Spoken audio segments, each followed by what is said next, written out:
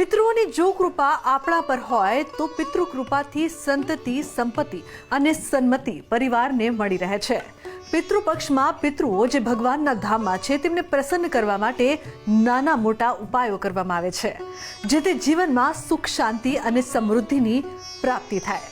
પણ શું આપને એ ખબર છે કે પિતૃપક્ષમાં અડદ દાળ, કાળા ચણા અને ચોખાનું શું મહત્વ રહેલું છે? શ્રાદ્ધમાં અડદની દાળ, કાળા ચણા અને ચોખાનું ધાર્મિક મહત્વ છે। તે પિતૃદોષથી છુટકારો મેળવવામાં મદદરૂપ થાય છે। સનાતન ધર્મમાં પિતૃપક્ષનું વિશેષ મહત્વ છે। પિતૃદોષથી મુક્તિ માટે પણ પિતૃપક્ષનો સમય સૌથી ઉત્તમ માનવામાં આવે છે। આ દિવસોમાં પિતૃઓને પ્રસન્ન કરવા માટે અડદની દાળ અને કાળા ચણા અને ચોખાના ઉપાય વધુ કારગર રહે છે। જણાવી દઈએ કે માનવ જીવનમાં આવતી મુશ્કેલીઓનું એકમાત્ર કારણ પૈસા જ નથી, તેનું એક મોટું કારણ પિતૃદોષ પણ હોઈ શકે છે। ધાર્મિક માન્યતાઓ અનુસાર પિતૃદોષ લાગવાથી વ્યક્તિના જીવનમાં મુશ્કેલીઓ વધી શકે છે।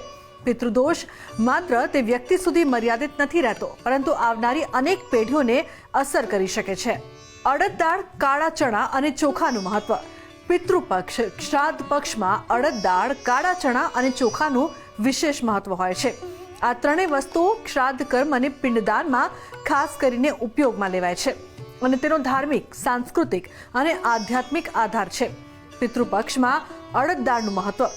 અડદ દાળને પિતૃપ્રિય માનવામાં આવે છે। આ દાળ ખાસ કરીને કાળી હોય છે અને શાસ્ત્રોમાં જણાવાયું છે કે પિતૃઓને કાળા રંગની વસ્તુઓ પ્રિય હોય છે।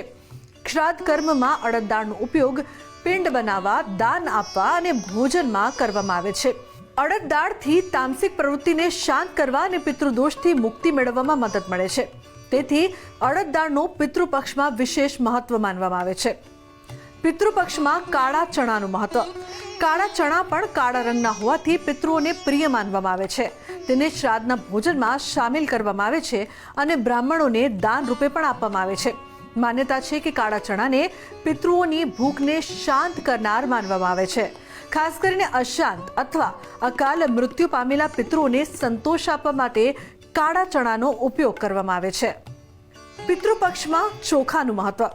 ધાર્મિક માન્યતાઓ અનુસાર ચોખાને સાત્વિક અને સૌથી શુદ્ધ અન્ન માનવામાં આવે છે। પિંડદાનમાં ચોખા, ખાસ કરીને સફેદ ચોખાનો ઉપયોગ કરવામાં આવે છે। શ્રાદ્ધમાં પિંડ બનાવવા માટે ચોખા અને તલનું મિશ્રણ કરવામાં આવે છે। ઉપરાંત ચોખા સંતુલન અને શાંતિનું પ્રતીક છે। કહેવામાં આવે છે કે આ પિતૃઓની આત્માની તૃપ્તિ અને મુક્તિ માટે જરૂરી હોય છે। ખાસ કરીને તમે ત્રિપિંડી શ્રાદ્ધ, મહાલયા શ્રાદ્ધ, નારાયણ બલિ અને પંચબલિ જેવા કાર્ય કરી શકો છો। આ દ્રવ્યમાં જે પિંડદાન બનવાનું હોય, જે પિંડ બનવાનું હોય, એમાં સર્વપ્રથમ અડદની દાળનો, એટલે કહેવાય કે કાળા કલરના જે અડદ છે એના લોટનો પિંડ બનાવી તમે પિતૃઓને અર્પણ કરો તો અવશ્ય તમારા તામસિક પિતૃઓ જે હોય, જે વધારે તામસિક પ્રકૃતિ આપણા જીવનમાં આવી ગઈ હોય, પ્રવેશી ગઈ હોય, તો આપણને એમાંથી મુક્તિ મળે છે। બીજી વાત છે કે ચણાના લોટના જો પિંડ બનાવી અને પિતૃઓને અર્પણ કરીએ તો અવશ્ય પિતૃઓ થકી આપણને શક્તિ પ્રદાન થાય છે, માનસિક શાંતિ મળે છે।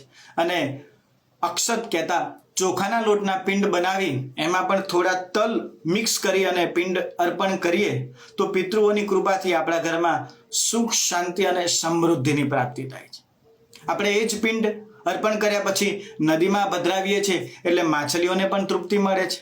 એટલે કુદરત, જેને કહેવાય ભગવાન, પણ આપણા ઉપર પ્રસન્ન રહે છે। વિશેષ કરીને જ્યારે આપણે પિતૃઓને, જેને કહેવાય કે વાસ નાખતા હોઈએ છીએ, કાગવાસ નાખતા હોઈએ છીએ, એવા સમયમાં આપણે સરળ દૂધપાક બનાવીએ છીએ અને દૂધપાક બનાવીએ એમાં પણ જો ચોખા ઉપયોગ કરીને બનાવીએ છીએ એટલે આપણા મનની શાંતિ પ્રાપ્ત થાય છે। તો આજના મારા આ અહેવાલમાં બસ આટલું। ફરી મળીશું એક નવી અને મહત્વપૂર્ણ જાણકારીની સાથે, પરંતુ શ્રાદ્ધને લગતી આ ખૂબ જ મહત્વની જાણકારી કે કઈ રીતે પિતૃઓને પ્રસન્ન કરવામાં આવે, વધુમાં વધુ આ વિડીયોને લાઈક કરીને અને શેર કરીને આ જાણકારી બીજા લોકો સુધી પણ પહોંચાડો। મળીએ એક નવા વિષયની સાથે જલ્દી। નમસ્કાર।